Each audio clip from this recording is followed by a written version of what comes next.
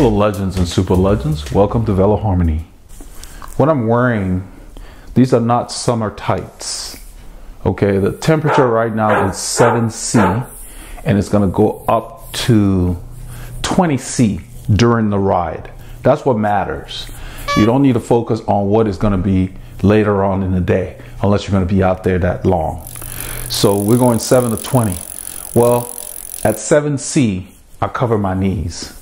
Anything below 18°C, I cover my knees because where we're headed, we're going north, is a lot cooler with the wind, with the air temperature and everything. So I've got my merino knee warmers on because I can wear them for the entire ride without taking them off. They're very breathable and warm.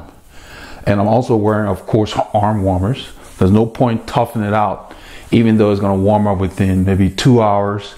It will probably be about 12°C. But still, where we're headed, it will feel cooler. I'm wearing the Veloharmony arm warmers. These I can wear up to 25°C comfortably. I've actually tested it being out there.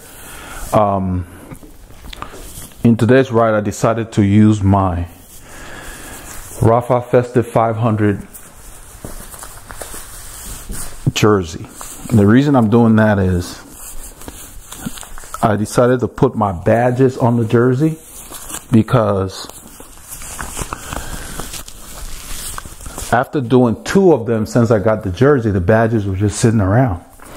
So I decided I would stitch them. I did that last night. I stitched them onto the jersey. I thought that would be a good use of it. So the first badge is on this side right here. That's the second badge from last year. So as I earn the badges, I'm going to add them to this jersey because Rafa did not continue to make these jerseys. They did that in 2016, which is when I got this. But last year they didn't do a jersey. And even Paul was like, man, I wanted to get a jersey. So those of you who also did the Festive 500, that might be something to consider. I simply used a needle and thread, and you have to carefully do it because when you're stitching, there's a tendency for the badge to move. So I had to take my time, put my hand inside the pocket so I don't stitch the pocket together.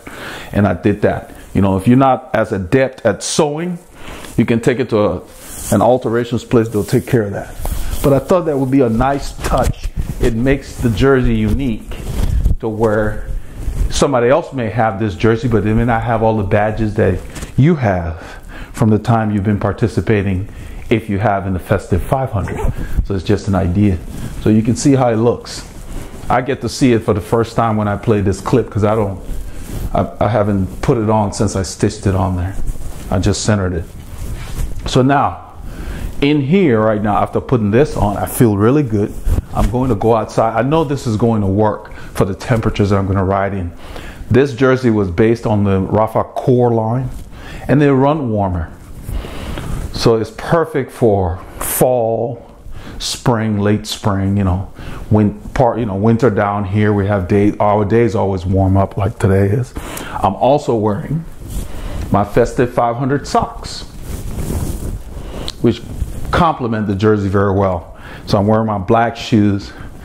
I don't think I need to cover my shoes, but I'll walk outside before I put these on. And I'm wearing my Festive 500 cap. Don't get to wear them that often.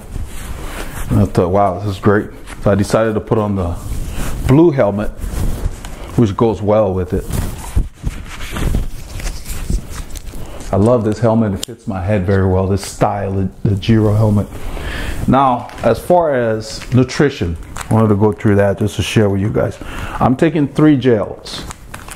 I usually put my gels in one pocket. I'm going to put my gel on the left today. Well, actually, I think I'm going to put my patch kit there. So I'll keep the gels over here.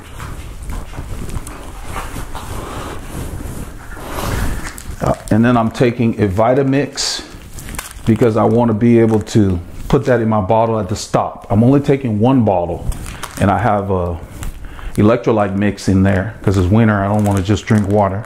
At the stops, I'm going to make another one with this Vitalite. And then I'm going to take my banana bread. So I like to eat solids as well. I eat the solids early in the ride or when we at the stops. it gives you a good variety. So sometimes I don't use all my gels, but it's good to have, because if we're going fast, it's quick energy. You don't have to worry about digestion. So eat the solids when the pace is sedate. And then I'm thinking about taking these 2 granola bars. Might be overkill. I may just take 1. Still on the fence. So I wanted to share that with you all. I hope you get a chance to get some K's in. I'm going to go outside now and take a walk around, go to the front of the house and see how these feel with the current temps. I think they're going to be fine. What I need to also show you is these are the gloves I'm wearing. These should work the entire ride. They're just one of the winter gloves I got from Rafa a while back. They're kind of, they got a leather palm, and then this side is more of a wool. But they're very comfortable, lightweight. Should be perfect. So I put a lot of thought into my outfit. Nothing's accidental, and I think you should too. Okay? So I'm going to go ahead and check out the temps.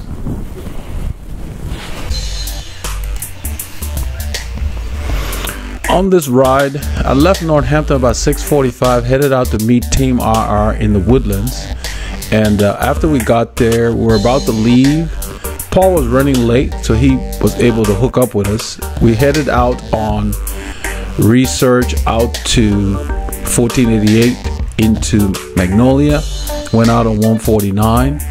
I decided to change the clips up and get clips from the rolling sections of the ride instead of the flat parts. We got to Montgomery, we stopped at a McDonald's. Paul headed back in town. We went further out. We went out on Bailey Grove, came down 149, stopped at the taco corner briefly, and then headed back on 2854. I got some clips on that stretch. We went on a road called Capitol Road, which has a nice steep climb, which took us into Hornier on Fish Creek. There was a lot of action, and we got back into the Woodlands area. I think the clips were pretty interesting. I hope you all will enjoy it. I hope you got a chance to get some K's in this weekend like we did. It was a very interesting ride and a very pleasant day.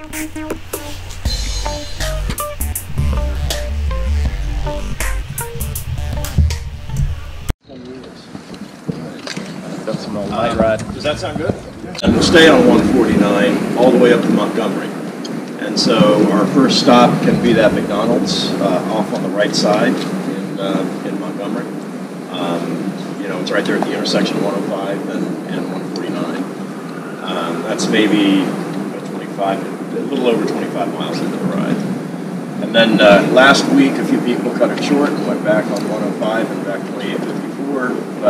But Eldred, me, a couple other people did, Rudy, is we kept going on 1097, went up to Bailey Grove, and cut across Bailey Grove back to 149, back down to Taco Corner, and came home.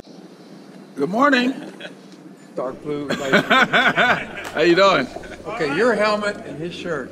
Yeah, I wanted to try to match with this thing. This is my festive 500 commemorative jersey.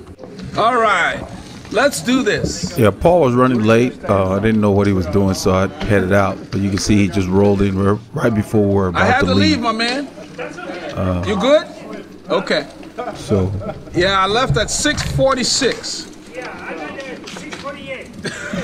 So he said he got there at 6:48. Yeah, so man, you gotta make I the left clip at in time, 6:46. Usually we roll out at I didn't know what 6:45. So I like to kind of roll to the ride instead of riding really fast. Usually he'll send me a text and say I'm running late. You're right. That's what Victor was asking you guys, you know, so I didn't know what he was doing, so I just headed out. I figured he wasn't riding. Usually when he's late, he'll let me know. But Everybody's on their phones, everybody's on their phones, and it's like the time when I couldn't go because I got a meeting with my boss. I tell him I'm running late. so Victor's telling me about the fact that he has people that he associates with, and they're always on their phone. And one time they had a meeting, and he alerted them that he was going to be late. He wanted to find out what was going on at the dinner. Or was it? I think it was a lunch. It was, you know, he didn't want to show up when they'd ordered their food, and he said nobody replied for some reason. Nobody was on their phone. And these are people that are always on their phone. Did you ride to the house, Paul? Oh, yeah. Okay, that's why. Cars. So I thought he rode to the house, but he said he actually drove to the house. But I was gone when he got there. I expected him around 6:30, so I waited till 6:45, and then I just headed out. So we're heading out on Research Forest here. It's a cool morning, and it was one of those days that warmed up a little bit. You know, it turned out to be a very pleasant day. So I was dressed right, you know. So the time you invest in scoping out the weather and making sure you get things right, it really pays off. I didn't need to take anything off. You know, everything that you saw me in the prologue wearing, I kept on. I think I took off my gloves when we got back into town, because by then it was like 17, 18 C. I just took them off, put them in my pocket. So what I decided to do this week was to film the rolling sections of the ride. So after filming this warm-up here, we'll switch to where you will see us riding those rolling hills. And then at the end there is a steep climb. It's steep and it's long, called Capitol. Paul and I had ridden on it during the week, so I was familiar with it. But Victor was going big watts on those climbs. So I stayed with him for a while, and then almost at the end of the climb I kind of let him go.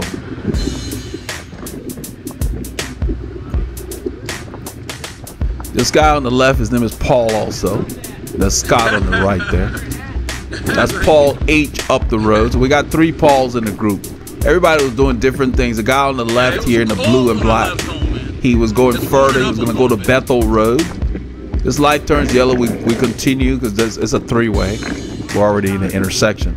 But he was going Bethel Road. He was going further, so he was riding at a slower pace than the group. So he just stayed with us for the warm-up, I think, and then at some point he let us go. And Paul H up there, when we got out there, he went further north. We came back. Rick? Welcome to the group, Rick. You've ridden with these guys before? Okay.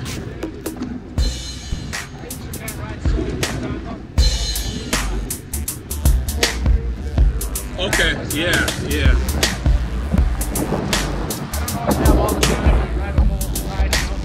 Yeah.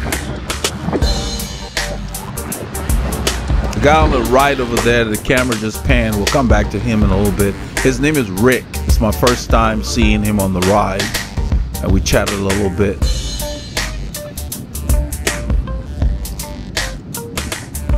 I think right around here I decided to pick up the pace to ride up to Paul H up there. I keep my gears low and my cadence high to complete my warm-up. So it took me about 38 minutes to ride to meet the group this morning comfortably. I like to leave with enough time. Should I have a mishap or a flat, I can deal with that and still be able to get there on time. That's why I leave at 6:45, because in the winter with the wind from the north, sometimes you're not sure how long it's going to take you.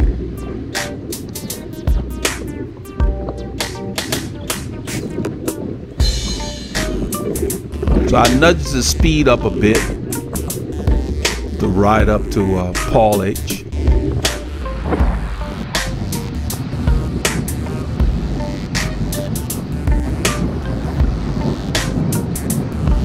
I just stay on the road. You can see him coming off the shoulder. I don't use that shoulder. It's dirty. There's a lot of construction. We have 2 lanes. I use the right lane. No reason to ride on the shoulder. It's not busy, and you know the road's clear. So I'll go ahead and ride up to him, and just gonna, I think I sit alongside him here.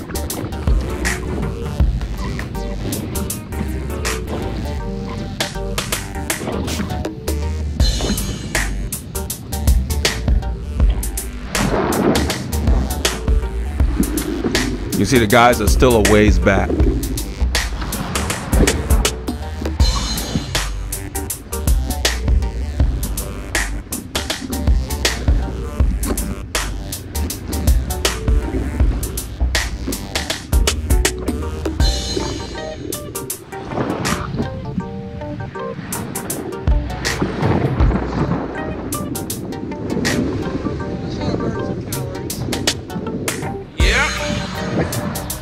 Paul said that ought to get your heart rate going.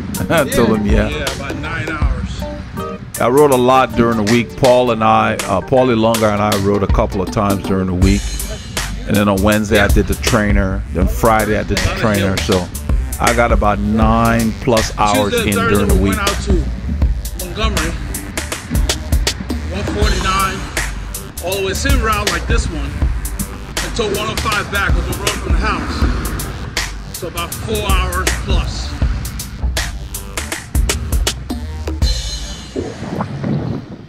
Paul had the week off. I had some time, so let's go. Good deal. Left about 8:30. Yeah, Tuesday we went out. It was cold. That was what I talked about on one of the videos. And then on Thursday it was much milder. Oh yeah. Yeah, we've done that before.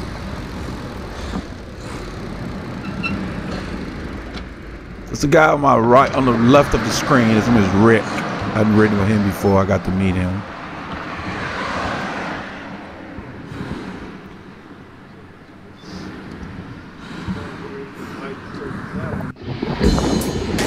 At this point in the ride, we've headed out past Magnolia. I did not do any clips there on the overpass. I wanted to get this section because this is a little more interesting. We haven't filmed this in recent times out here. This is on 149, headed somewhat northwesterly. No, northeast. More north than east. There's a lot of rollers out here.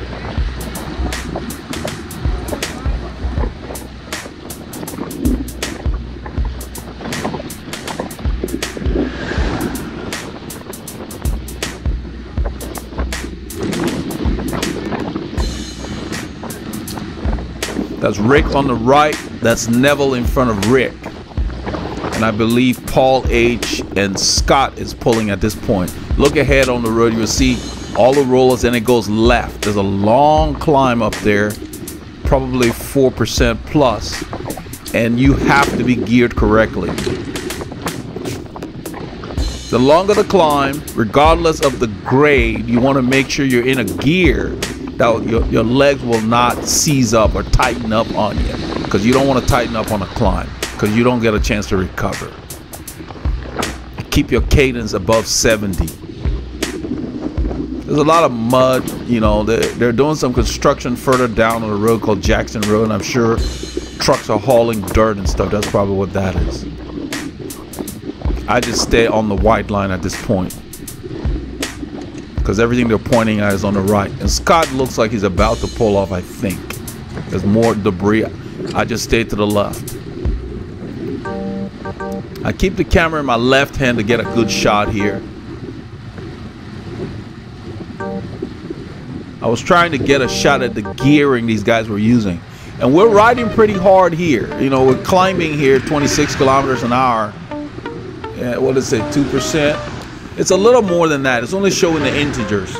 But you can see the road continues to go up and it goes left. I pan the camera around. Paul Ilonga is on my wheel. Look at the road going up and to the left. This is the same road Paul and I rode earlier in the week. Now it says 3%. So this is what I was talking about. You're in the crux of the climb. It's going to continue for at least another kilometer or so, and then it goes down, and so it's repeated. That's just up and down. So you need to have a gear you can handle. That's the key. You see my cadence, almost 100 RPM. I'm ready for anything in that gear. They go faster, I can just spin it. So Scott pulls off, Paul H takes over. You see the road up there continues to go up. This is where we come out to train. So yeah, Houston metro area might be flat, but this north area, Woodlands towards Honier and Conroe, we have hills. And the gears that we're riding make them just as challenging as things with steeper grades. We're riding about 75 to 84-inch gears in most of these climbs. I'm talking 53-19 and larger when we go hard. So right here, I'm probably in a 62-inch gear, like a 53-23, which will equate to a 39-17. But you see the road going up. The camera shows that angle very well. and the pressure's on, and this is perfect if you're doing like a threshold test. This is the kind of terrain because the hills keep the pressure on. So if you keep pushing, you can get a true result of your test. I'm below sweet spot here.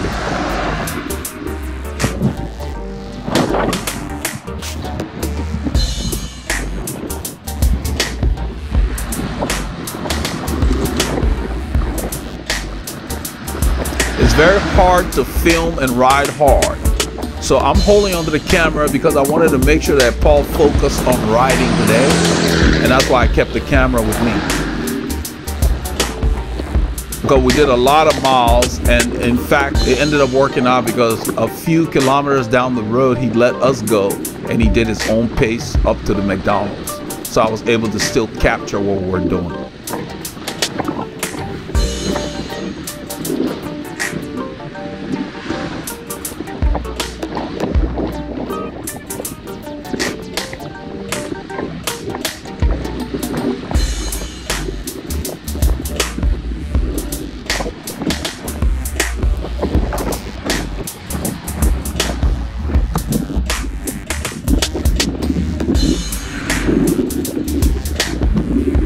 Turn the camera behind just to kind of get a view for what's going on back there.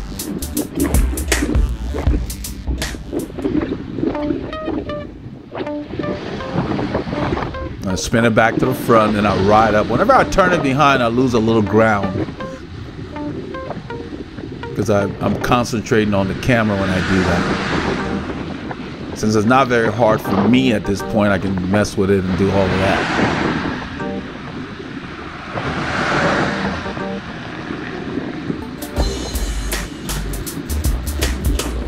So Paul H pulls up, Neville takes over, and then he proceeds to ride like we're sprinting. You'll see him gap Rick here. And Rick, to his credit, Rick is experienced. Rick rides alone a lot, and he says sometimes he'll ride with Mo's group. So Rick has ridden enough to know that he doesn't need to kill himself. He takes his time, he gradually closes the gap. That's what you have to do. It's not a sprint. You don't need to kill yourself because this is a long ride. You know, we've only done maybe 57 minutes of a 3.5–4 hour ride. And you will hear me tell them when we get to, there is an interchange coming where Neville at the front is not sure where we're going. You guys saw the ride in the parking lot when we started. Scott was going over the route. A lot of guys don't pay attention when they're going over the route. So he wasn't sure where we're going. He starts to point right. And I tell him straight. He didn't hear me. Straight! Straight! And then you'll hear Rick say that straight has more hills. That's why you need to learn to pace yourself. He said there's more hills straight. I said that's why you need to learn to pace yourself. Because the reason when I come out here, I prefer to go straight, and so does Paulie Lunga. He likes this direction because there are more hills and it's more challenging. That's the whole point of coming out here. So when we discuss the route in the parking lot, I always listen to see what route we're going to go on, how long it's going to be, so I can kind of know how to dose out my effort. That's why I pay attention. Plus, if we get separated, you at least know what direction the group is taking. So you can see the hills up there. There's more of them. And they come back to back and they bite because we ride them hard. So he's been out here. He knew there's more hills straight. Yeah, that's the route. That's the whole point. And listen to the wind. Look at the wind blowing on his shorts. He's got it looks like tights underneath and regular short over them, almost like mountain biking shorts. They look like they're padded. It's hard to tell, but they look like they're riding shorts. His left knee, Rick's left knee, accelerates on the downstroke, and usually that's a sign that something's a little off. Your knee should not be accelerating downward like that. So, you know, everybody kind of looks different on the bike. So Neville's at the front, pulling. He'll pull for a while and then he'll pull off. I don't know if it's here, but He pulled really, yeah, I think he's pulling off there. He had pulled so hard that I was like, there's no way he's going to be able to keep this up. I don't know if this is where he pulls off.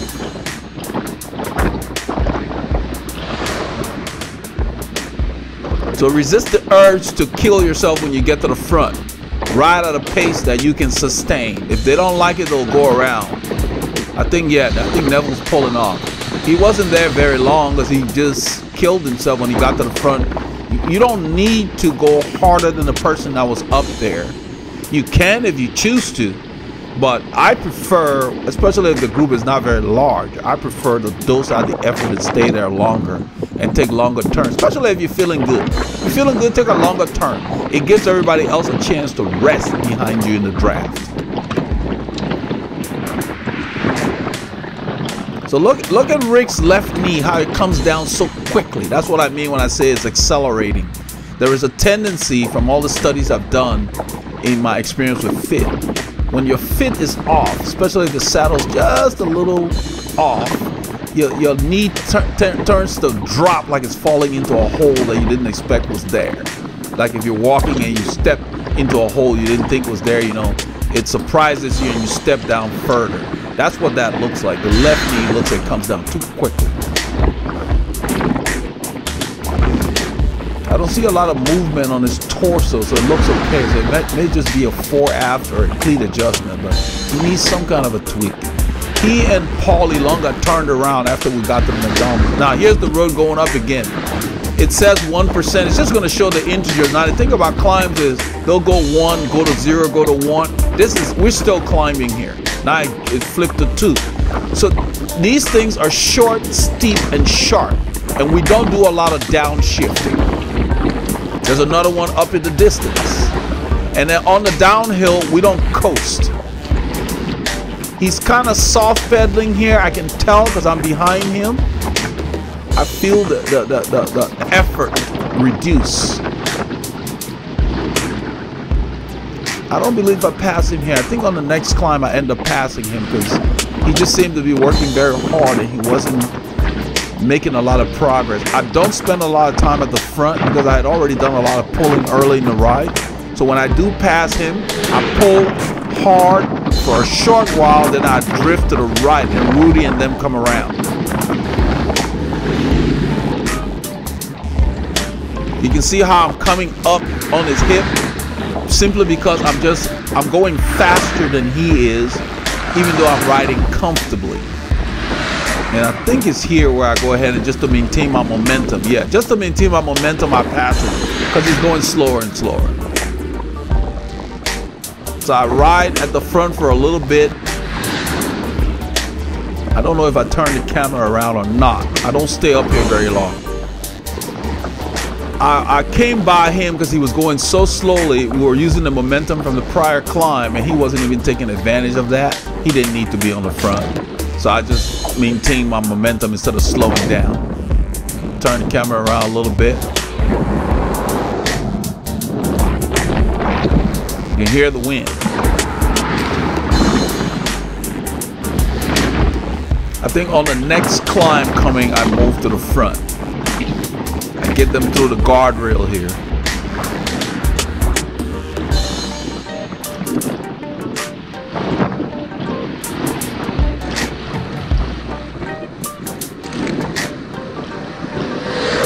I believe somewhere here.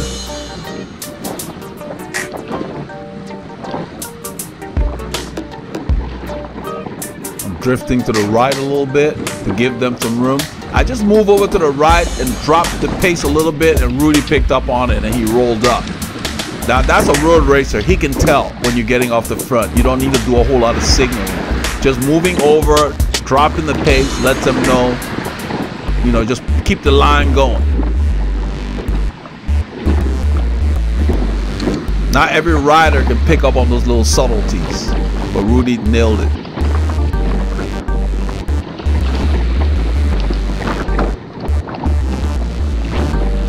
I'm staying on the road, and to do that I look behind periodically to check for traffic. I'm staying on the road to get this shot and to not have to use my brakes. Then I drift back to the white line. I keep the camera in my left hand.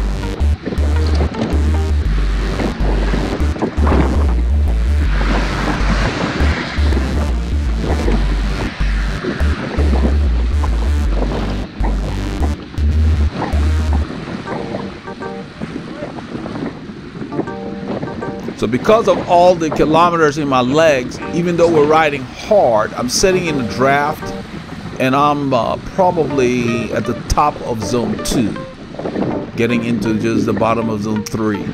It's not very hard for me, but everybody's different. A lot of the riders are working very hard. I think at this point, Paulie Lunga has let us go. He's holding his own pace back there. So you have to do the necessary work so that you can ride comfortably in the group. And then when you get to the front, you can work hard in the front. And when you sit in the back, you can rest in the back. That's why you must put in your kilometers.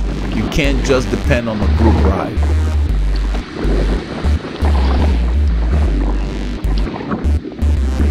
There's a lot of gravel and stuff. They're doing, somebody's been doing something on the right there. There's a lot of debris.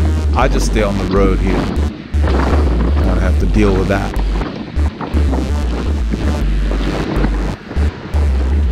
You can see another hill in the distance. You can get a good workout on this road. This is taking us into Magnolia. So that's Victor and Neville back there. Victor always stays to the back because he wants to ride his aero bars.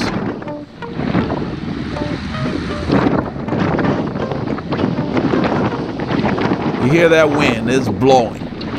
So we're dealing with the wind and we're going up these climbs. So you have two forces of resistance at the same time. In the right gear, yeah, you get a great workout.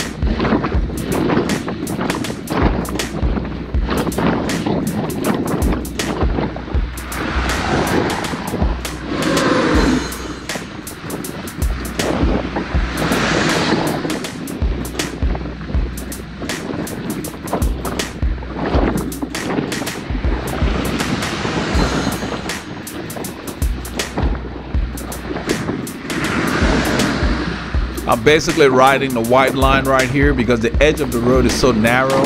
There's a lot of debris. There's really no effective shoulder.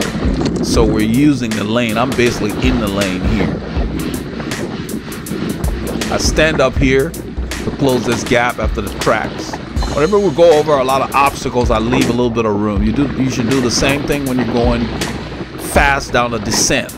Don't descend too closely to the riders around you. Give a little bit of room, gives you some space as the speeds go up on a descent.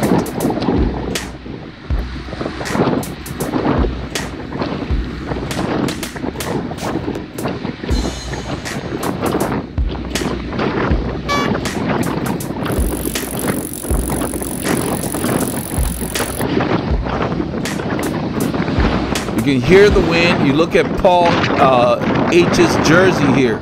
Look at the arm flapping. There's a lot of wind we're dealing with. That's why I like my kit to fit me tight.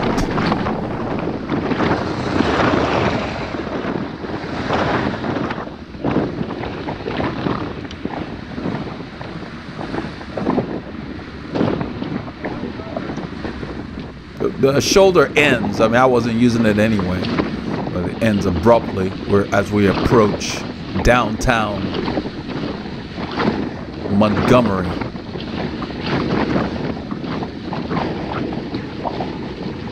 I move over, there's nothing coming, so I use the whole lane to get this shot. Scott is going to the front so he can shepherd everybody to the turn. I know what a turn is for the stop. And that's the reason he's going. I just ride up on the side here,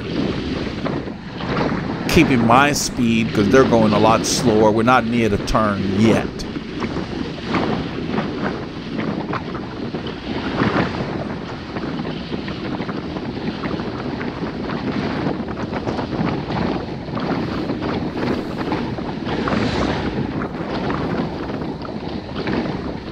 This entire part of the area is up and down. You come out here, you're going to be riding hills. That's the reason we head north. North, northwest, even northeast.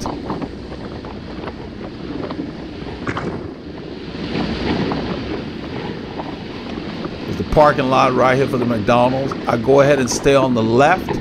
And since I have people on the inside, I turn wide.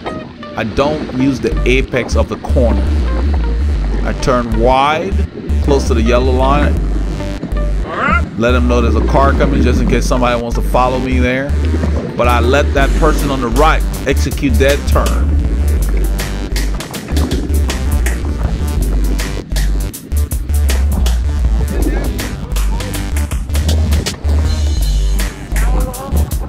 So there's Victor back there. Neville's back there, Paul H, myself, and then the rest of the guys in front here.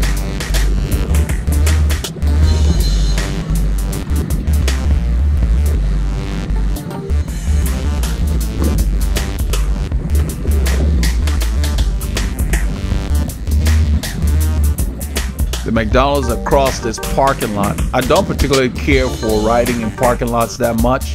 That's why I took this way where the fewer cars parked. People sometimes don't pay attention, so I wanted to make sure there's plenty of visibility. There's a bunch of motorcycles parked to the left there. I just put them on film for a bit.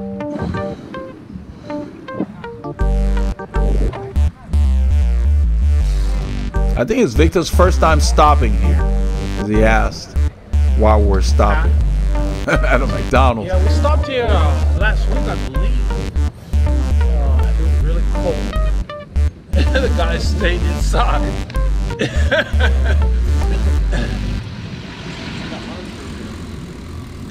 Now Victor likes to get Monster Energy, some kind of energy drink at these stops, and so they don't have them at McDonald's. So he and Paul H ride across the street, their gas station, get it from the convenience store.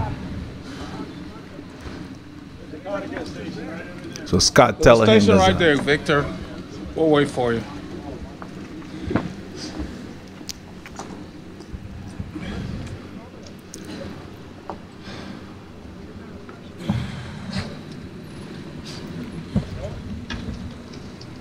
You guys going over to that station? Okay. We'll wait here for you. Watch out, Paul. There's a car on your right. So Maurice is getting hot with that jacket.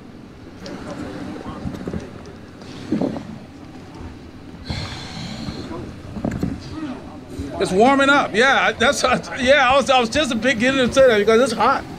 It's warmed up quite a bit. That jacket. Yeah, you have to have the right thing. His jacket was making him very warm. At this point in the ride, we've exited the Bailey Grove area. We're on 149 headed south.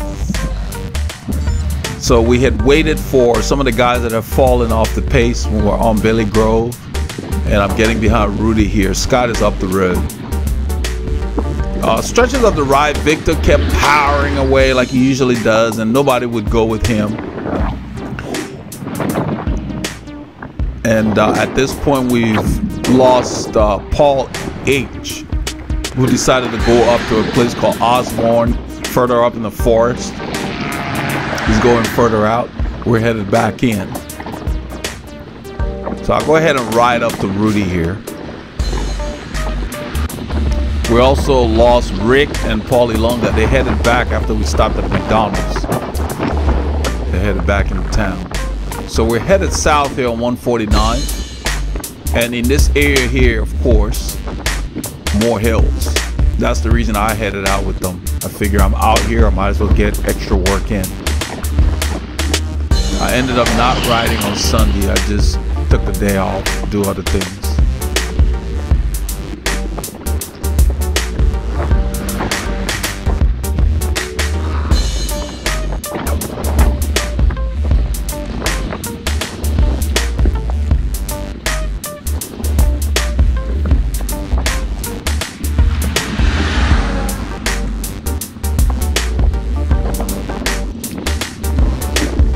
This is like a 3 to 4% climb. It says 2. I think it's more than that. Yeah, no, it says 3. almost 4%. It continues. We're not going that hard at this point. I'm in a moderate gear, just kind of spinning.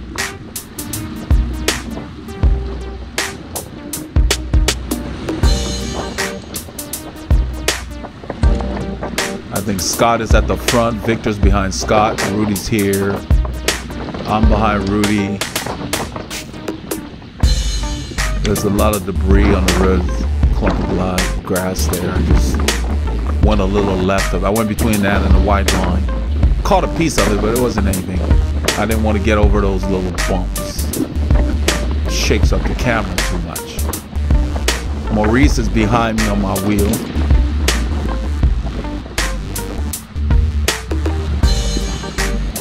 And here it is, it goes up again. That's the fun thing about this area.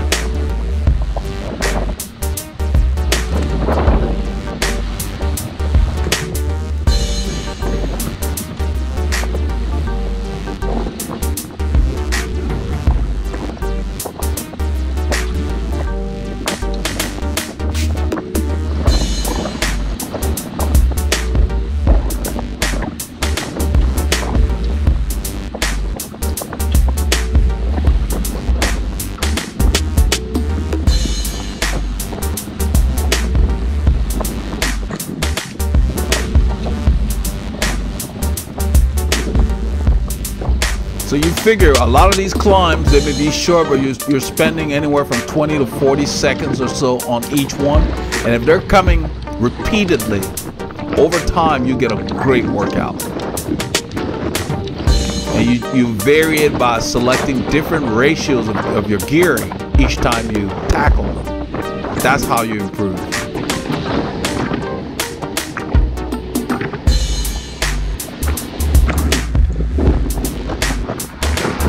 You can be in the same zone as far as your heart rate, but pushing a heavier gear. And if you control the cadence enough, you can get a different workout, even though you're in the same zone for your leg muscles.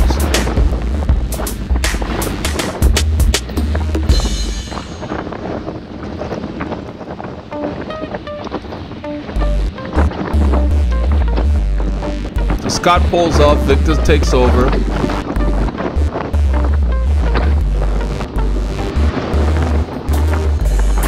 So the road flattens out here, slightly downhill.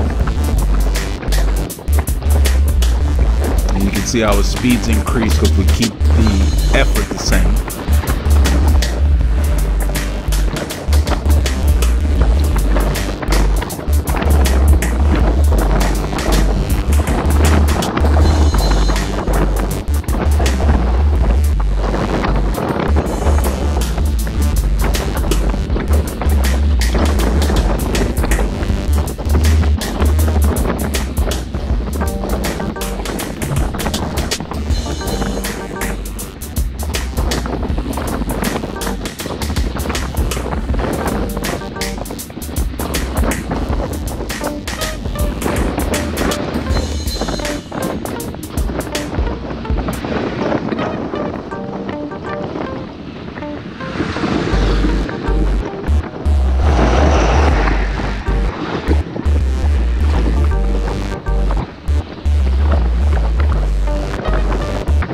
Never really had a perfect tailwind.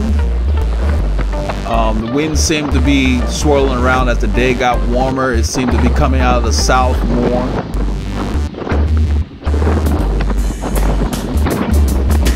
All in all, a very pleasant day for a bike ride. We'll move a little left here. Rudy rolled over those things. I hate those little ridges they put in the road. I knew they were there, so I stayed left. People letting Victor know the car's on the right. We keep our eye on them. We're heading back into downtown Montgomery at this point. The road dips up ahead and then goes up a steep little bump, is what I call it. You lose a lot of the speed that you gain in that curve. But right here, our speeds go up as it's downhill. It's just a sudden downhill, and then it robs your speed where you see that car is. We've come through here faster before. We're not really going that fast. I stay to the left because I have a lot of momentum. I stay to the left to just not use my brakes. We're turning left. There's a light up there. I end up asking the guys if they were stopping at Taco Corner. And they confirm that.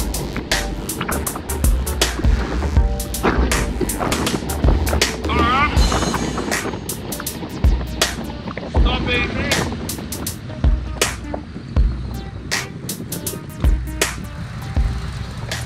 Guys, close off the back. Wait for it. I'll take a left. Follow it down now. I'm going to do the force. He wants more miles. He wants to make that car.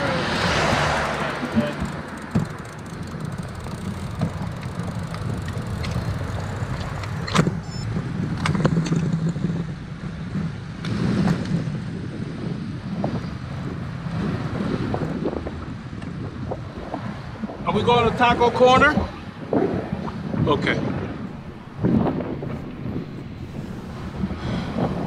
See all you need water.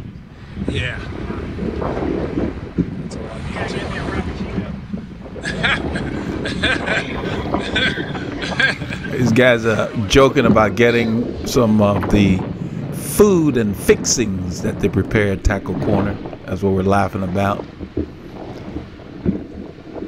It's a convenience store where they have a kitchen in there where they make tacos and other stuff. We just mostly got water, really. I got water to mix with my Vitalite. That was about it. The Taco Corner is down there. After Taco Corner here, we're sitting at 105. We just left the Taco Corner waiting for this light. The intersection here, as you get through it, you immediately begin a climb.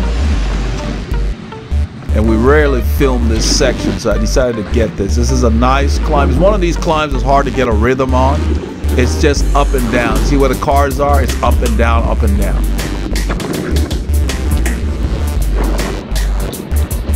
So once again, you really have to find a gear that you're comfortable with. And make sure you're not shy about shifting because the grades on this climb's up and down. You see where it says 4%, 3% already? It gets steep, it backs off, then it kicks back up. So you're just up and down. You can't really get a smooth rhythm. It's very choppy. So you just got to be ready to change your effort. It's one of the most uncomfortable climbs we go over when we come out here.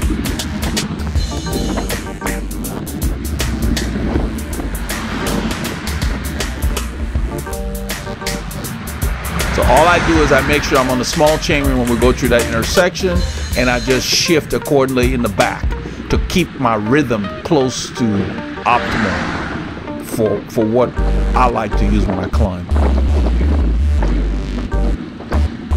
And right around here, I put it in the big chainring and then shift closer to the bike in the back, the smaller ratio, to just kind of keep my cadence in the same range as it flattens out, because it's going to flatten out and it will kick up again.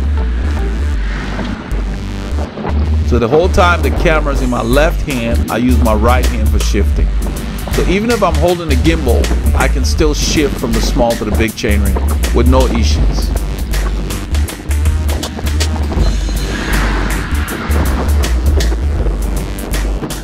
You can see up the road, it goes up. So right here we got a slight, it says 0, but it's a slight grade.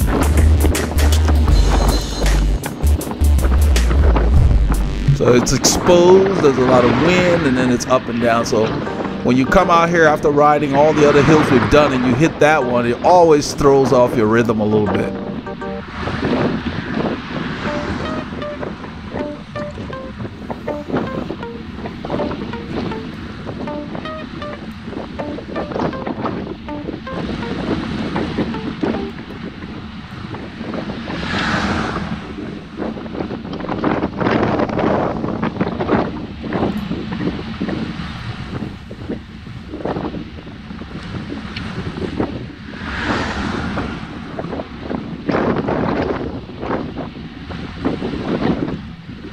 I stay really close because of the wind, and the road leveled off a little. It's like it's at 1%, or yeah, it feels like it's dragging.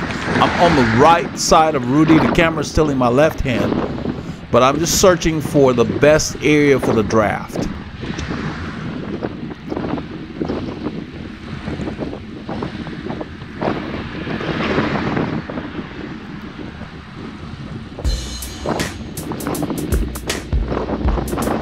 Victor's in some huge gear muscling over there. I'm just spinning back here.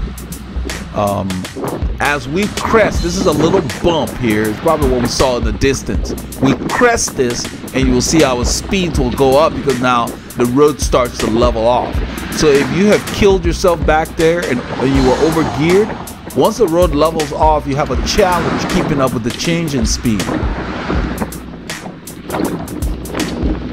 You always have to think ahead. And so because of the wind and the grade, the effort picked up. I'm right at sweet spot for me right now.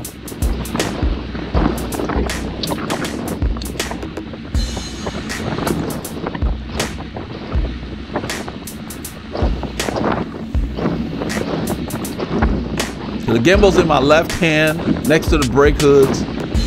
It's framed this shot very well. I didn't have any issues with the gimbal on this return stretch, and I'm still trying to learn why it does what it does, because sometimes when we're climbing it seems to do a lot of Dutch angle shots, and I don't know if it's because of the elevation that we're going through, you know, maybe it's hard to say, but on this return leg it was completely horizontal.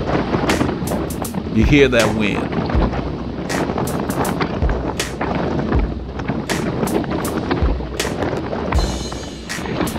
I'm sitting slightly to the left side of Rudy. That's where, on this part of the road, that's where it feels like the draft is best. You always have to search for the draft. You see the road turning left? Anytime the direction changes, the draft can change. The spot, the position. You must always make adjustments. There's debris on the right. Once he points to it, I just stay on the white line. It's just dirt.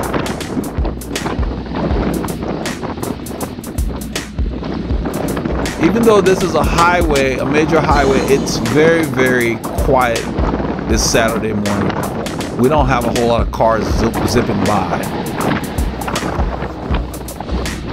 The roads are very, very mild this weekend. Hear that? Listen to that wind. Victor pulls off, Scott takes over.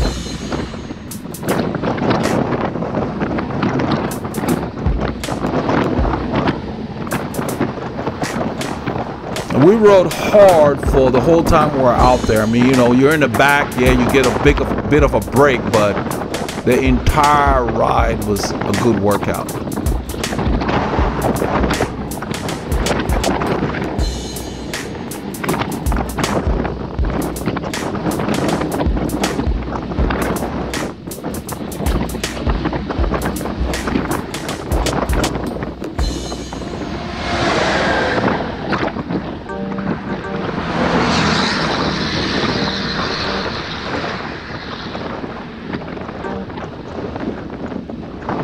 So the beauty of riding in a good group is that you will cover more ground.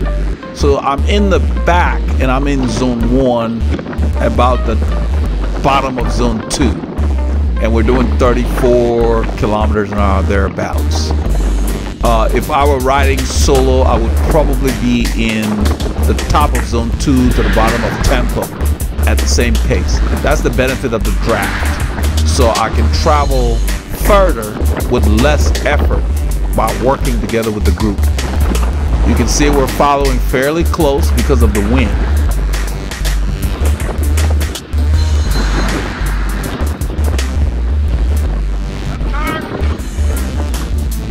I think we're turning. I'm letting Scott know that it's clear back. We're gonna take mill routes.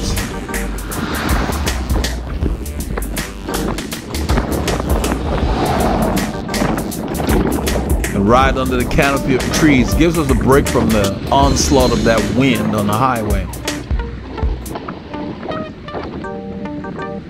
I think they start to slow down here, and then Rudy goes to the front, but he starts to slow down. And what I decided to do was just go to the front for a little spell. I think I rolled to the front. I think I flipped the camera behind, and then the guys come around me. I don't stay up there very long. I move to the right, flip the camera back. There we go. Get a good shot of the guys. Victor's on my wheel. He's on my left side. Right up the right side on the screen. That's where the draft is, because the wind's coming from the left of the screen.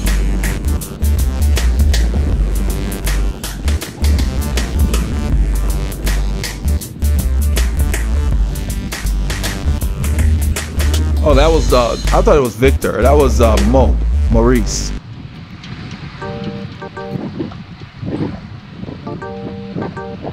So Maurice goes through, that's Neville, and then Victor, then Rudy, and then Scott, and I slip behind Scott.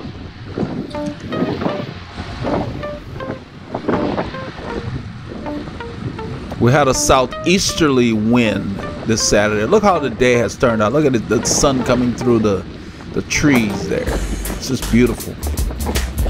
Mill right under the canopy of the trees.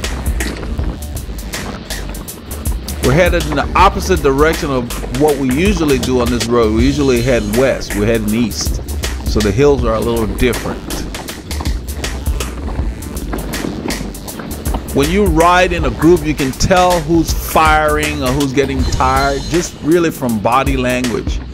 As we rolled through here, I could hear Rudy making little comments that told me he was getting tired of all these climbs. It was almost like he was talking to himself out loud, or thinking out loud. That's the best way to put it. And you'll see what I'm talking about as we go in a few kilometers. We get to Raven Chapel Road, and he's in front, but he does not want to make the turn. And so I just go around him because I don't want to deal with a gap. I go around Scott here. He's over geared, and I just rev up the gear I have to ride up to these boys.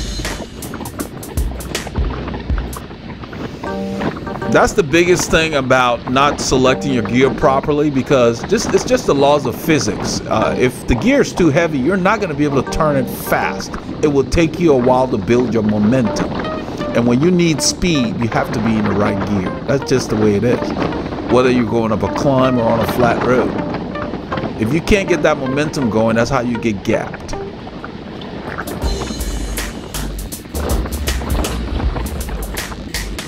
Road goes up here, we power through it. With these kind of efforts, it's mostly legs. It's been a long day. It's almost 3 hours, and all we've done is ride hills. The route that we took today is up and down. I think we ended up doing probably about 600 meters of climbing, I'm guessing. I'd have to verify.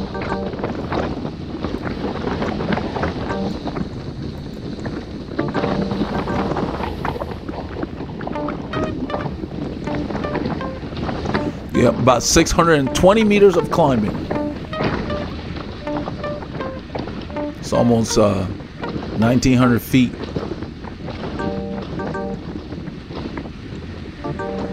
So Victor stays to the left because he's on his bars. He always scoots back, which tells me he doesn't like where he's sitting on that saddle.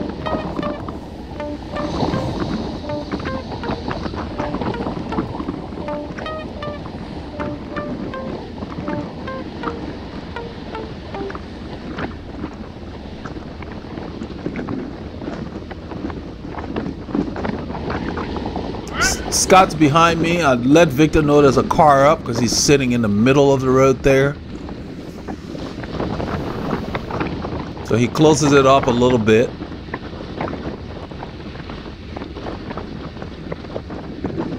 We're approaching the right turn to head up Raven Chapel Road. Towards Raven Chapel Road. I'm not sure what the name of this road is. I'll have to look.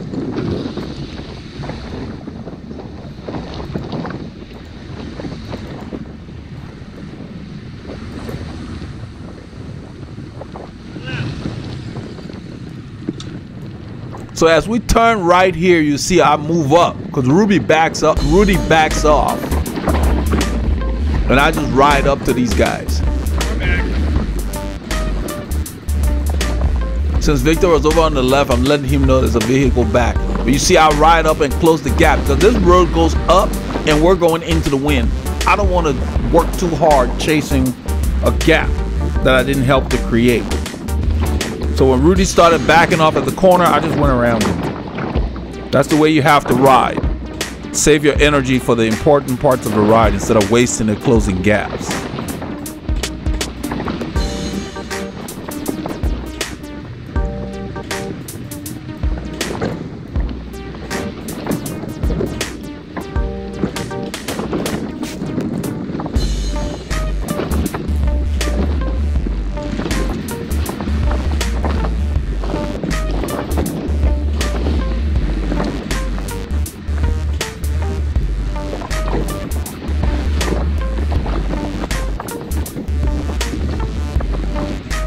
It may not register, but this road is not flat. It's false flat. It has a grade, might be 0.7 or whatever, but we're working. And every time it turns, the grade changes.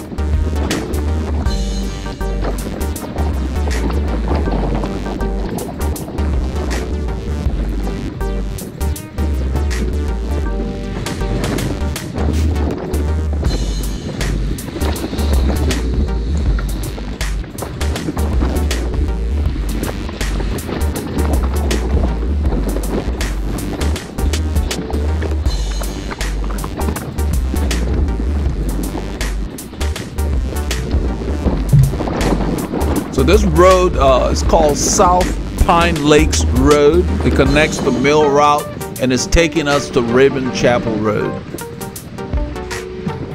And all these roads, regardless of which one you use, you're climbing. Right now, all I'm doing is staying in the shelter because I know Capitol Road is coming up. We're gonna have to deal with that.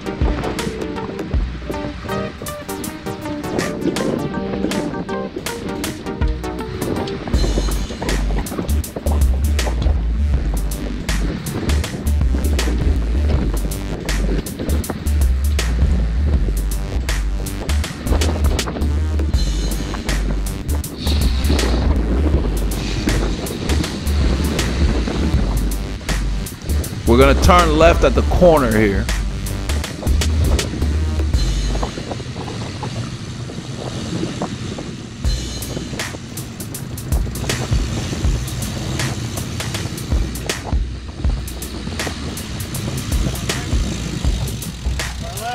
Stopping.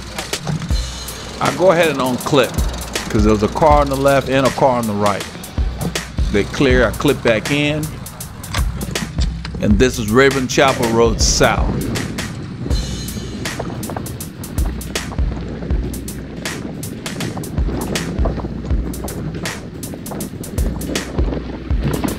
And we don't back off. The road starts to go up. I decide to just use my cadence to stay close. I downshift and I rev my gear up.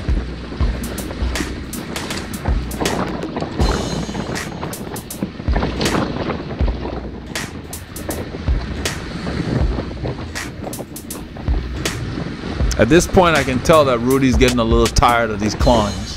He's behind me and he's gapped a little bit. In a little while, I think I flipped the camera around. But once we get to Capitol Road, when the power is down, we end up really putting a big gap on him there. It's a different kind of riding when you're having to go up climbs versus on the flat. So Victor and Neville are racing up that climb. I just stay on Maurice's wheel here. The 3%er, 4%, we're doing 34 kilometers, 35 kilometers an hour. I stay in the same gear. I'm probably in like a 39-17, and I just spin it.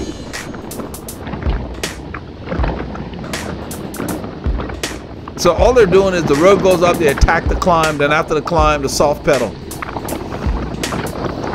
So when you know that's going on, unless you're planning on just riding away, there's no point in wasting your energy. I just do what is necessary to stay, keep my effort reasonable. because I'm not sure what they're doing at the front. All I'm doing is not expending unnecessary. You can see Rudy's off the back there.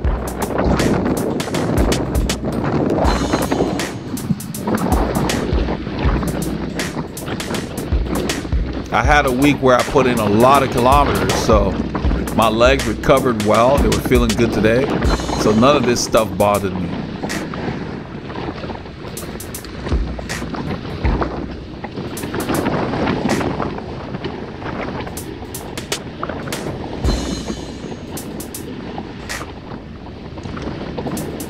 Scott's starting to slow down for the stop sign. I just continue rolling past him.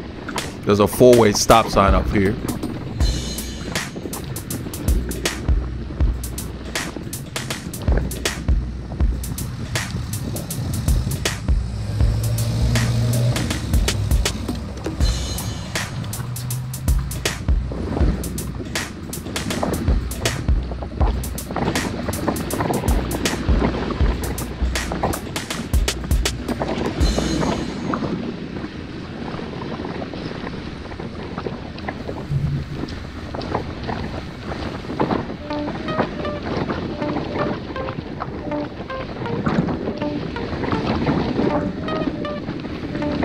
So if you're riding in a group like this, at this point in the ride where it looks, there's a bit of a hiatus, I call it. We're not going very hard. The road is slightly downhill. This is where you take a drink. If you need to stand, stretch your back, whatever, and get ready for the next time the pace goes up.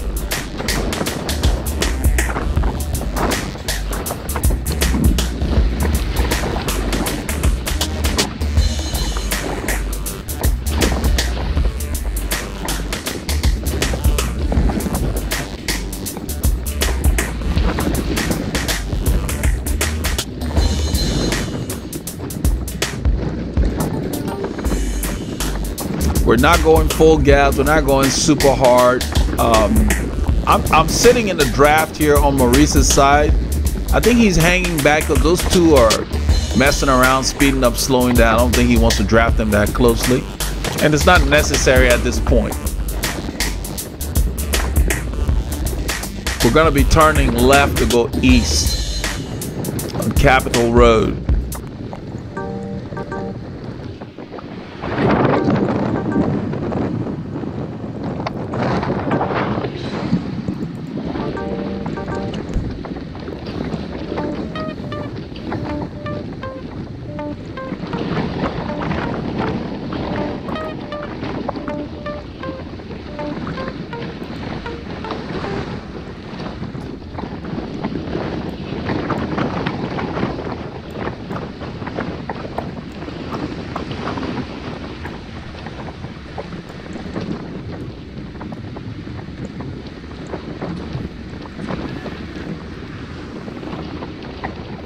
So the road is actually named Capitol Hill Road.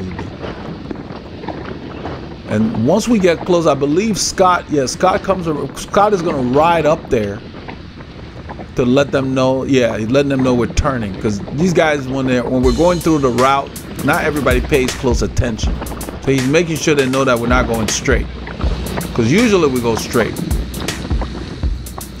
There's a car behind us, so we spread out across the road. We signal so that car does not try to pass us. And there's a car coming as we turn.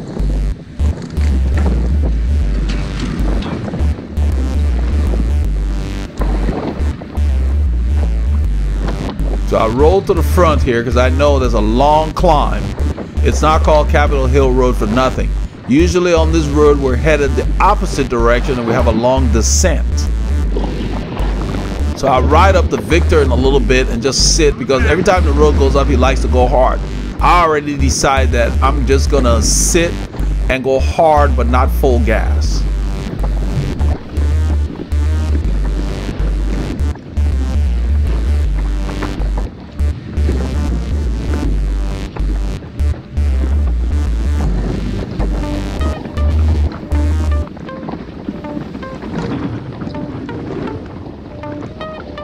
You can see the hill in the distance where the car is.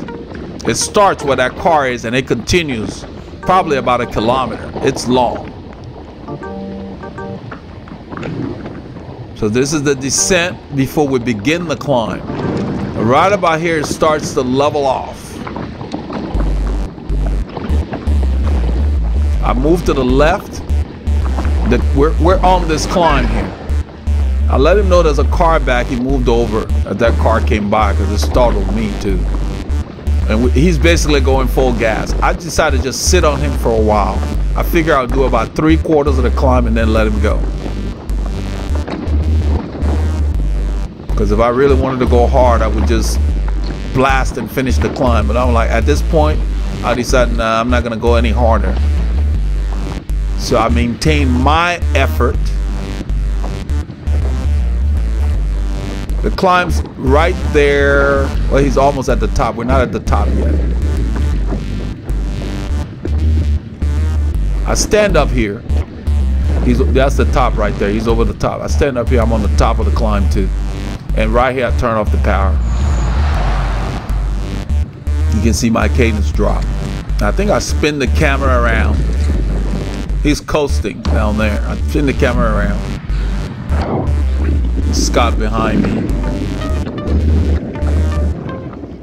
At this point, I think we've gapped Rudy quite a bit because he didn't want to have anything to do with that.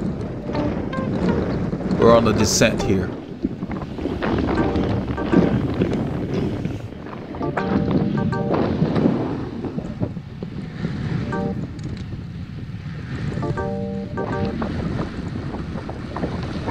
I didn't really feel like sprinting up that climb. I rode it nice and hard, which was good, felt good. So the next time I come out here to ride, I know what to do with it. It's a good climb. We've ridden it a couple of times. We rode it a couple of times this week. Not quite as fast as we did on Saturday, but. So because I stayed at my effort that I wanted to do, right here, I'm not tired at all. I checked for cars and somebody says, there's someone off the back. There's Rudy. So as soon as it clears, I'm ready to go.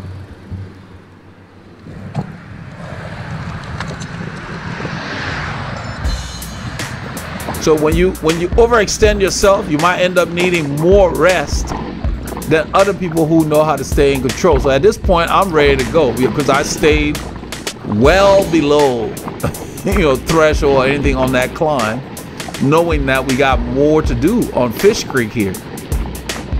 So I'm right behind Scott, and the rest of the guys are behind us. I'll ride up to him. This road will take us to the overpass. I stay on his left. I'm not sure why he's on the edge of that road. It's too narrow. I'm using the road. Especially since right there, if you look on the right, they patched the road very poorly. It's bumpy. I'm using the smooth pavement here. So whatever cars behind my attitude is, they can wait. So I plant myself right next to the middle of the road there. That's where I am. Scott's not aware that I'm using the road because he keeps riding on the edge. And I just stay there to discourage anybody from passing in our lane. Because we've been on this road enough. I know those patches are there. It widens right up the road. They can wait. In about 10 seconds, the road will widen. You see those guys back there? Victor needed a little bit of break for his, he needed more time for his legs to recover because he's muscling those big gears up that climb. That's the thing, that's the difference. So you have to, there's nothing wrong with what he's doing, but if you do that in a situation where, let's say on the finish line, you're carrying a big gear and you can't generate speed, you're not gonna be the first across the line. That's just physics. Or if you do it in a situation where after that effort, somebody really drops the hammer, you get gapped. So he's gapped. Once he recovers, he will ride back up to us. And right here, I'm just sitting on Scott's wheel.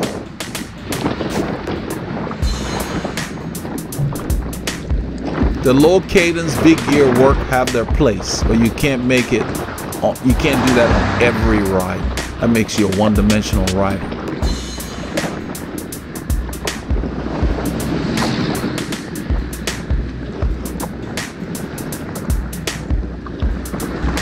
I'm sitting in the draft because we're going into the wind here. There's a lot of debris on this shoulder, on this part of the overpass, so I check behind. I give Scott a little bit of room, and I move more into the lane here. There's a drain here that's in this lane that we're using, this shoulder. You'll see as we come up here, there's the drain he's pointing to. I'm on the road. I don't go through that drain, and then I come back to him. But once the road opens up here, as we go, it becomes 2 lanes. I go ahead and just use the road.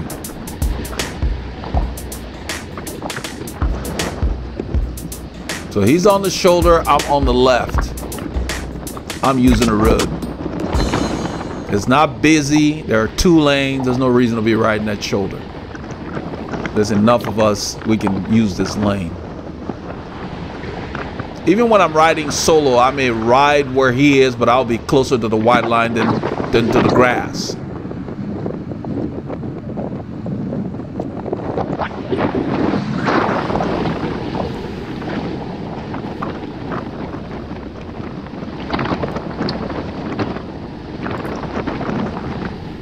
So Scott continues to push. Now, if you look ahead, you see where the cars are, that road starts to go up. It's probably around 4 to 5%. We've been here enough. It's one of those that they look like they're not much, and then when you hit them, if you're in the wrong gear, it's like you're stopped and your legs can seize up.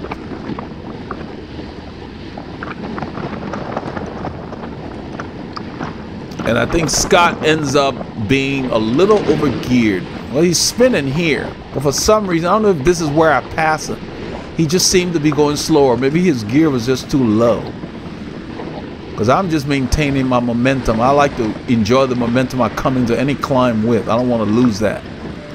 I think it's the next. No, it's this one. Yeah. So I just maintain my momentum and I roll past him. I edited this for time because I was there for a while. So I edited to where Maurice comes to the front now. And in a little while, I let the gap open because I don't know why they let him gain that much gap. So now Rudy moves up. So I get behind Rudy. There seem to be gaps behind every rider that came around.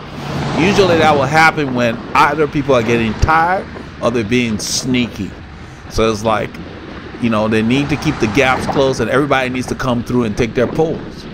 Because on every ride, you'll get maybe 2 or 3 riders doing all the pulling. And then you get 1 or 2 riders that wait till the end of the ride and they want to act like Superman. So, you know, some of those riders need to come through and take their pull. So I wanted to see exactly why Maurice had such a gap when he came by. So once Rudy got there, I just rolled up behind Rudy. I did end up looking back to see what was going on. And there were riders back there just sitting, you know. I don't know why they didn't come through. You see, I spin the camera. They're back there. Scott had just pulled, so he needed to take a break. But Neville should have come through.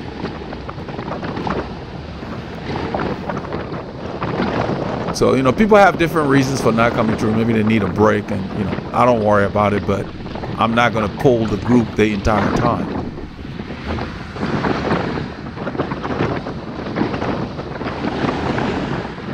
So as he continues to pull, I sit in, I take a drink, because right here on Fish Creek, in about probably 5 or 6 kilometers, we come to a nice little bump, I call it.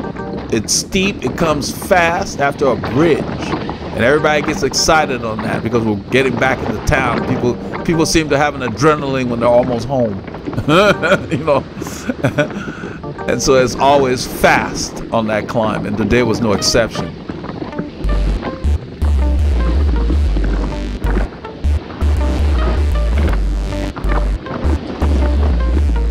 I'm sitting to the left of Rudy. That seemed to be the best spot.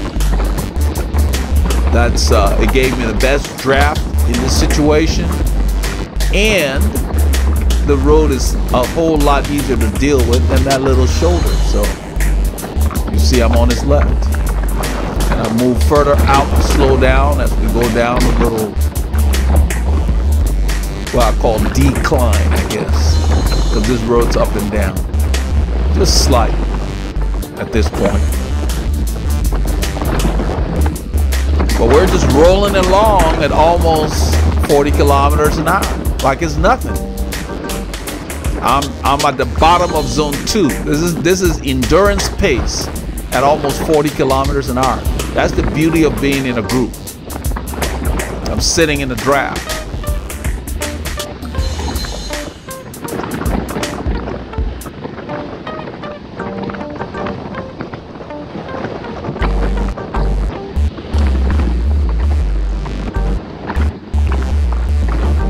So another reason to stay in the lane here is because all those little cones and different things they're building, like some driveway on the side there, you don't have to deal with that. You know, there's enough of us, we can just use the road. You discourage drivers from passing in this lane. There's a clear lane to the left, they can use that. So we're using half of this lane because I'm over on Rudy's left. You hear that wind? It goes up here a little bit.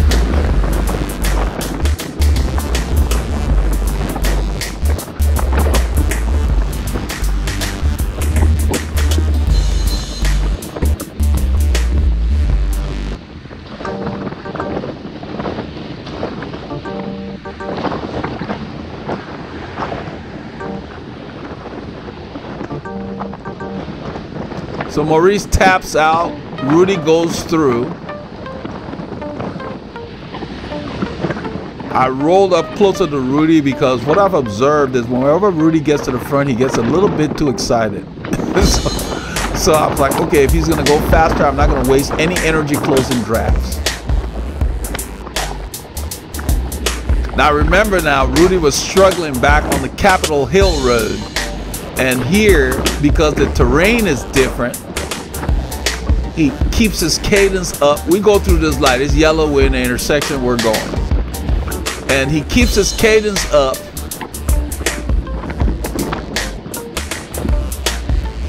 And I guess he prefers this kind of effort because it's a different kind of effort. When you're going up a climb, you're tapping into a different pain threshold. And all that has to do with the gearing you're in.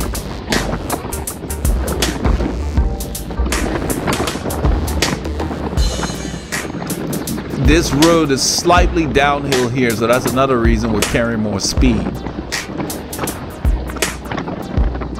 So we've entered another zone. The effort has gone up a bit.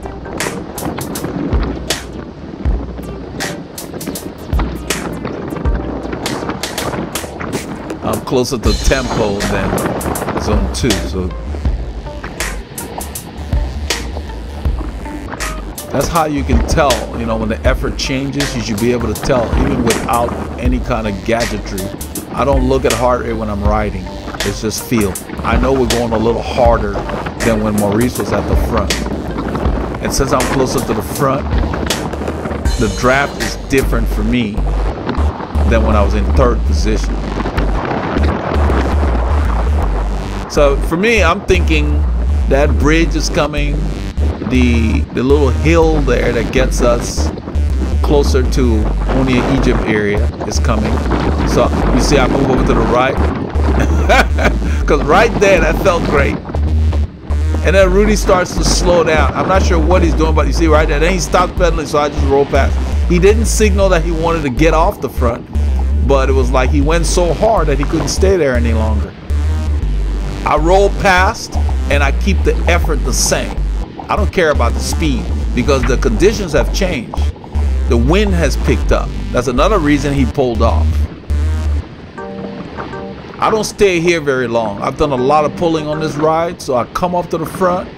In a little while, you will see me. I think I flip the camera around and then I wave somebody to come up.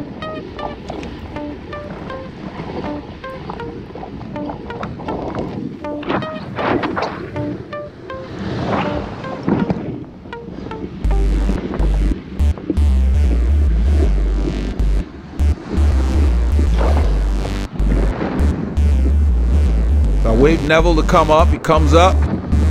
I think Victor's behind him. There's Maurice. And then Scott, Rudy, and I slip back behind Rudy. When you go to the front, there is no predetermined amount of time you have to stay there. Depending on the pace, you may not even want to stay there more than a second. You just roll off the front and you get back. There's no point in pulling and then getting dropped and then we have to wait for you or wonder what happened to you. There's no sense to that. So now, I've been pulling a lot during this ride. Yeah, I could have stayed there longer, but no. 2 reasons. I wanted to not stay there and I wanted to get a good shot. It's harder to film from the front with that camera turned backwards. Secondly, we've got that little hill coming and I know these guys are gonna press on that. And I was like, okay, I'm gonna ride hard on that hill. So you have to pick your spots where you choose to ride hard. You don't have to go with everything. But I like this hill. You know, the different hills on the road, for some reason, I have my preferences. I like this one. It's hard.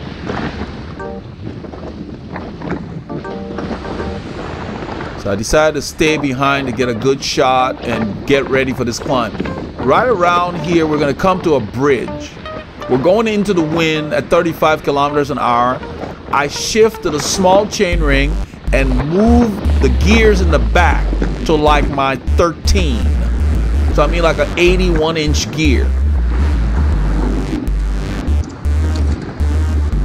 Right there, you see my cadence go up to 90. And you heard the click. So I'm already on the small chain ring. I got the camera in my left hand. I'm ready for the climb now. All I got to focus on is the gear I need to ride that climb. And you will see how proper gearing pays off. There's the climb. It gets there quickly and then you think it's over and it's still a grade for about another kilometer after the bump. It's a drag. And this is, we're close to town. So at this point in the ride, everybody's tired. Now right here, everybody starts pressing. See Rudy? Spin up, back off, because the guy in front of him slowed down. I'm right on Rudy's wheel. As soon as I feel them slow down, boom, I go to the right. Right here. Because those guys are pulling away. I move to the right and I close that gap. We're still climbing here. See, it says 2%. We're done with the bump, but it's still a drag. And I ride up to these guys. Because it's hard. Never pulls off the front. The effort is high. So if you're not in the right gear, it's hard on your legs to do this.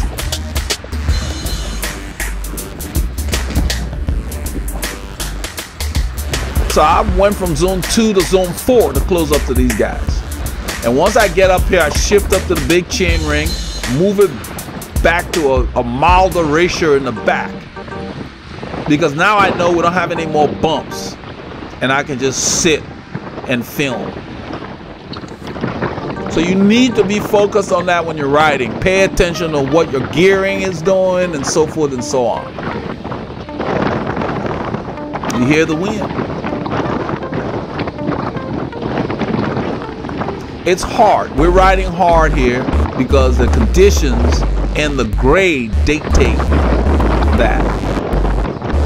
You hear that thing? Yeah. And we just ride. We don't pay attention to what the wind is doing. We just ride. Whatever effort we're going to maintain. Now I'm back to sweet spot.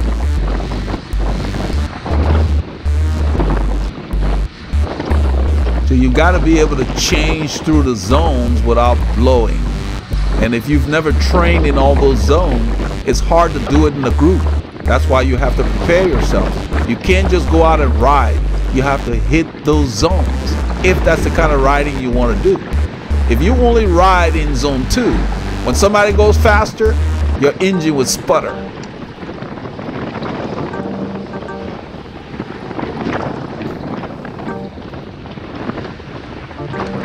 Now look how smooth this road is. They recently did this a few months back. It's beautiful.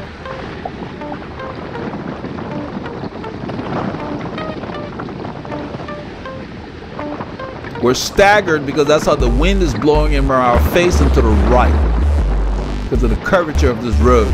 So we're in somewhat of an echelon. Nobody tells you what to do. You just kind of look for where the shelter is.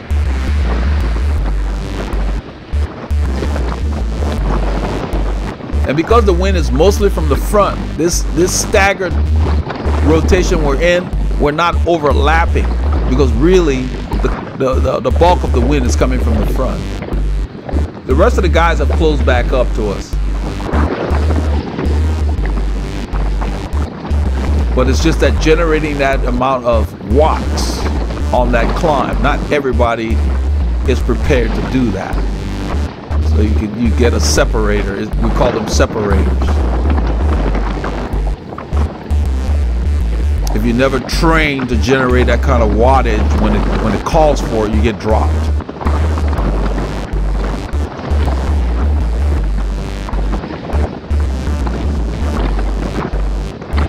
So we're riding into the wind at 38 kilometers an hour.